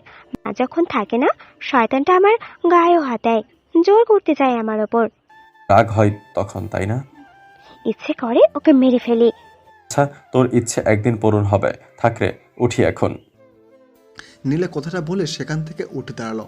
কিছু দূর এগিয়ে যেতেই সেখানে নেহা আসলো। নেহা নিলয়কে দেখে অবাক হয়, কারণ রিফাত এই অবধি যাদেরকে ধরে নিয়ে গেছে তারা কখনো আর বেঁচে ফিরেনি। নেহা এ ব্যাপারে প্রশ্ন করতে যাবে, কিন্তু সেখানে রকি চলে আসে। রকি তাড়াতাড়ি বলা শুরু করে, নেহা, তুমি হয়তো ভাবছো আমরা এখানে জীবিত কি করে আছি। রিফাতের পা জড়িয়ে অনেক করে কান্না করেছিলাম। সে বলেছে ওর হয়ে কাজ করতে, তার প্রয়োজনে বাঁচিয়ে রাখবে আমাদের। লজ্জা করলো না? এত বড় হয়েও তোমরা একটা ছেলের কাছে কেঁদে কেটে মাফ চাইছো, ঘুষি মেরে ওর নাক ফাটিয়ে দিতে। যাই হোক, তুমি যাও, আমি আর নিলয়ের সাথে কথা আছে। ওকে, যাচ্ছি। রকি সেখান থেকে চলে যায়। নীলয় মুচকে হাসতে থাকে। রকির এমন আচরণ আর কথা নীলয় শুনে হাসছে। তবে নেহা হেঁটে সত্য বলে ধারণা করে নিয়েছে। রকি কিছু দূর যেয়ে নীলয়ের দিকে তাকে মুচকে হাসলো। নেহা নীলয়ের দিকে তাকিয়ে বলল, এটা ধরো। কি এটা? নোটস। আগামী সপ্তাহে তো তোমার এক্সাম আছে, তাই তোমাকে দিচ্ছে। লাগবে না। মানে? তুমি তো নতুন, জানোই না যে কেমন এক্সাম হবে। দরকার নাই বললাম তো। নীলয় ঝাড়ি দিয়ে কথাটা বলল। নেহার মুখের দিকে তাকিয়ে আসে নিলয়। নেহাও নীলের দিকে তাকিয়ে আসে। নীলয়কে অবাক করে দিয়ে নেহা নীলের হাত ধরে ঘাসের উপর বসলো। নীলয় কিছু বলার আগেই নেহা বলল, কে তুমি? তোমার বাসা কোথায়? এভাবে কেন কথা বলো? গম্ভীর কেন থাকো? হ্যাঁ, এত ভাব নিয়ে চলো কেন? দেখতে খ্যাত, অথচ ভাবখানা দেখলে মনে হয় রাজকুমার। কে তুমি? হ্যাঁ। নীলয় মুচকে হাসলো। নেয়ার এমন প্রশ্ন শুনে নীলে কিছুটা অবাক হলেও হাসি দিয়ে নিজেকে সামনে নিল। তবে বোকা দৃষ্টিতে তাকিয়ে নীলে প্রশ্ন করে, কেন জানতে চাও? কেন আমি কে? আমি জানতে চাই, কারণ আমি দেখেছি তুমি কারোর সাথে মেশো না, কারোর সাথে কথা বলো না, শুধু রকির সাথে ছাড়া। তবে রকি যদি নিজ থেকে কথা বলে তবেই তুমি ওর সাথে কথা বলো। তাই ভাবলাম, কি? আমি তো জানি যে মানুষ প্রেমে ছ্যাঁকা খেয়ে এমন হয়ে যায়, তাই ভাবলাম তুমি হয়তো ছ্যাঁকা খেয়েছো। নেহার দিকে তাকিয়ে নিলয় আর নিজেকে সামলাতে পারল না, জোরে জোরে হেসে উঠল। বেশ কিছু সময় ধরে হাসল নিলয়, কিন্তু নেহাকে কিছুই না বলে সেখান থেকে উঠে চলে আসে। মনে মনে নিলয় বলে, কি বলে মেয়েটা, যাচ্ছে তাই আমি তাই প্রেমের ছ্যাঁকা খাবো? এটা কোন ধরনের কথা? নিলয় ক্লাসে এসে বসে। রকি আজ সামনের দিকে বসেছে। নিলয় খাতার কলম বের করে পড়াগুলো তৈরি করার চেষ্টা করলো। ঠিক তখনই নিলয় বুঝতে পারলো কে যেন ওর পাশে এসে দাঁড়িয়েছে। মুখ তুলে তাকাতে দেখে নেহা দাঁড়িয়ে আছে, হাতে একটি কাগজ। রাগে মুখে নেহা নিলয়ের দিকে তাকাচ্ছে। নিলয় কি হয়েছে জানতে চাওয়ার আগেই নেহা বেশ ঝাড়ি দিয়ে জোর করে বলা শুরু করলো, ছি নিলয়, তোমাকে আমি ভালো ছেলে বলে মনে করেছি, আর তুমি কি না সবার মতো আমাকে ভালোবাসি বলে দিলে? তোমার মতো খ্যাত ছেলে আর বেয়াদব ছেলে আর একটাও নাই। ভাবছিলাম তোমাকে হেল্প করব, তোমার সাথে ভালো ফ্রেন্ডশিপ করব, কিন্তু মানে কি? অনেক বেশি অবাক হয়ে বলল। কাগজে ভালোবাসি লিখে শেষে তোমার নাম দিয়ে আমাকে কাগজ ছুঁড়ে মেরে বলছো, মানে কি? বেয়াদব একটা, মন চাচ্ছে একটা থাপ্পড় দিই। নিলয় আরও অবাক হয়। তাড়াতাড়ি নেহার হাত থেকে কাগজটা কেড়ে নিল। কাগজে লেখা, নেহা তোমাকে অনেক ভালোবাসি, তোমার নিলয় তোমাকে ভালোবাসবে অনেক বেশি। কাগজে এমন লেখা পড়ে নিলয় নিজেই অবাক হয়। সে তো খাতা কলম বের করেছিল পড়া তৈরি করার জন্য, কিন্তু হঠাৎ করে নেহা এসে এমন কিছু বলবে তার জন্য নিলয় কেন ক্লাসের সবাই প্রস্তুত ছিল না। রকি বোকার মতো তাকাচ্ছে। নিলয় ঘুরে তাকায়। নেহার পিছনে বসা কয়েকটা ছেলে মুচকে হাসছে। নিলয় বুঝে যায় কাগজটা তাদের মধ্যে কেউ একজন ছুঁড়ে মেরেছে। নিলয় বসা থেকে উঠে দাঁড়ালো। নেহার দিকে কাগজটা দিয়ে ভদ্রভাবে বলল, এই যে শুনুন, আমি কাগজ ছুঁড়ে মারিনি, আপনার পেছন থেকে কেউ একজন মেরেছে। ফাজলামো হচ্ছে না? হ্যাঁ, তোমার টেবিলে কাগজ কলম পড়ে আছে, লিখেছো তুমি, আর মারছে অন্য কেউ। শোনো, আজ মাফ করে দিলাম, নেক্সট টাইম এমন কিছু দেখলে তোমার খবর আছে। নেহা নিলয়ের কোনো কথা না শুনে সেখান থেকে চলে গেল। নিলয় বেঞ্চের উপরে একটা ছোট্ট করে ঘুষি দেয়। নিলয়ের মাথায় রাগ উঠিয়ে সে চলে গেল। নিলয়ের মন চাচ্ছে ওর ব্যাগ থেকে পিস্তলটা বের করে পিছনে থাকা ছেলেগুলোর কপালের ষাট করে গুলি করতে, এরপর নেহাকে মেরে সে চলে যাবে অন্যদিকে। কিন্তু পরক্ষণেই ওর আব্বুর কথা মনে পড়ে। আব্বুর কথা মনে পড়তে চুপ হয়ে বসে পড়লো বেঞ্চে। কিছু ভালো লাগছে না ওর, তাই ক্লাস থেকে বের হয়ে চলে আসলো। আজ নিলয়ের আব্বুর মৃত্যুবার্ষিকী। মনে মনে তার আব্বুকে শেষ কথা স্মরণ করার চেষ্টা করছে। ওর আব্বু তাকে বলেছিল, নিলয়, আমি জানি তুই রাগে, তাই রাগটাকে নিজের নিয়ন্ত্রণে রাখিস। মনে রাখিস, প্রকৃতি বীর সেই যে তার রাগকে নিজের কন্ট্রোলে রাখতে পারে। কখনো হুটহাট রাগ দেখাবি না, রাগ দেখানোটা খুব খারাপ। রাগের কারণ সব কিছু হারিয়ে যায়। মানুষকে ভালোবাসবি, তোর শত্রুকেও সবসময় ভালোবাসা দেখাবি। আমাদের সবার নেতা মোহাম্মদ, তিনি নিজেও শত্রুদেরকে ভালোবেসেছেন। ওনার দ্বারা কখনো কোনো মানুষ কষ্ট পাননি। ওনার দেখানো পথ অনুসরণ করিস আর নিজের খেয়াল রাখিস। আর একটা কথা, সব শত্রু কিন্তু বন্ধু না, আবার সব বন্ধু বন্ধুও না। মানুষকে চেনাটা বড়ই কঠিন। সহজে কাউকে চেনার চেষ্টাও করবি না, এতে তুই নিজে পস্তাবি। ভালো থাকিস। নিলয় ক্যাম্পাস থেকে বের হয়। বাবার কথা ভাবতে ভাবতে সে হেঁটে যাচ্ছে। কিছু দূর যে দেখে একটা গাড়ির পাশে মাহি ফুল হাতে নিয়ে পড়ে আসে। গাড়ি থেকে একটা ছেলে নামে মাহির গালে কয়েকটা চড় দিতে শুরু করলো। নিলয় দৌড়ে সেদিকে যায়। মাহিকে ছেলেটা মারতে মারতে বলল, কুত্তার বাচ্চা রাস্তার মেয়ে, তোর সাহস কী করে হয় ময়লা হাতে আমার দামি ছুটে হাত লাগাতে? তোর হাত আমি কেটে ফেলবো। নিলয় যে মাহিকে সেখান থেকে টেনে তুলে ছেলেটার দিকে তাকিয়ে বলল, কি ভাই, বাচ্চা মেয়েকে কেন মারছেন? হালার পর তোকে কৈফত দিতে হবে। কে তুই? টোকাই নেতা নাকি? দেখতে তো সেটাই মনে হচ্ছে। এই টোকাইদের নেতা তুই? হালা, তুই আমার গায়ে হাত দিলি কেন? ছেলেটা কথা বলে নিলয়কে একটি ধাক্কা দেয়, কিন্তু নিলয় পড়ল না। সে কয়েক পা পিছিয়ে যায়। নিলয়ের দিকে ছেলেটা এগিয়ে আসে। নিলয় তাকে বাধা দিয়ে বলে, দেখুন ভাই, আপনি একটু বেশি রিয়াক্ট করছেন। একটা বাচ্চা মেয়ে ফুল বিক্রি করতে গিয়েছে, আপনি এভাবে তাকে মারবেন কেন? এই তোর সমস্যা কি? তোকে আমি এখানে মেরে ফেলবো, বুঝেছিস? চিনিস আমাকে? আপনার দামি কোটের অনেক দাম, তাই না? হোয়াট? নিলয় রাস্তার আশেপাশে তাকায়। কোলার খোসা পড়ে আসে। নিলয় সেটা তুলে নিয়ে ছেলেটার কোটের উপর ছুঁড়ে মারল। অনেকটাই মনে লেগে গেছে। মাহি জোরে জোরে হাসে। ছেলেটা বলল, শালা, তুই জানিস না কত বড় ভুল করেছিস তুই? এই প্রিন্সকে চিনিস না শালা? পরে চিনলেও হবে। নিলয় কথাটা বলে মাহিকে নিয়ে সেখান থেকে চলে যায়। প্রিন্স নামের ছেলেটা পকেট থেকে ফোন বের করলো। ওপাশ থেকে রিসিভ করতে প্রিন্স বলে, এক কুত্তার বাচ্চা লুজার আমার সাথে মিসবিহেভ করছে, ওর ছবি তুলে নিয়েছে, শালাকে খুঁজে বের করে তুলে নিয়ে আয়। কুত্তার বাচ্চাকে বোঝাবো আমি কী জিনিস, সাথে একটা মেয়ে বাচ্চাও থাকবে। যেভাবে হোক যখন খুশি ওকে তুলে নিয়ে আয়। ওকে বস, আপনি রিল্যাক্স করেন, ছবি পাঠিয়ে দেই। প্রিন্স ছবি পাঠিয়ে দিল। ট্রাফিক জ্যামে আটকা পড়েছিল প্রিন্স। জানালা খুলে বাইরে দেখতে যাবে, তখনই মাহি আসে ফুল নিয়ে। প্রিন্স প্রথমে গালি দিয়ে ওঠে। মাহি আরও একবার ফুল দিয়ে যায়, কিন্তু প্রিন্স না শোনায়। হাত দিয়ে ডাকে প্রিন্সকে, আর তখনই প্রিন্স গাড়ি থেকে নেমে মাহিকে মারা শুরু করে। এরপর সো গাইস, আপনাদের কি মনে হয় বলুন তো, এই গল্পতে নেহা নায়িকা হবে নাকি ভিলেন? আপনাদের মতামত কি অবশ্যই কমেন্ট করে জানিয়ে দিবেন কেমন। ধন্যবাদ, দেখা হচ্ছে নেক্সট পার্টে, আর ওখানে জানতে পারবেন নেহা আসলে ভিলেন নাকি নায়িকা। টাটা।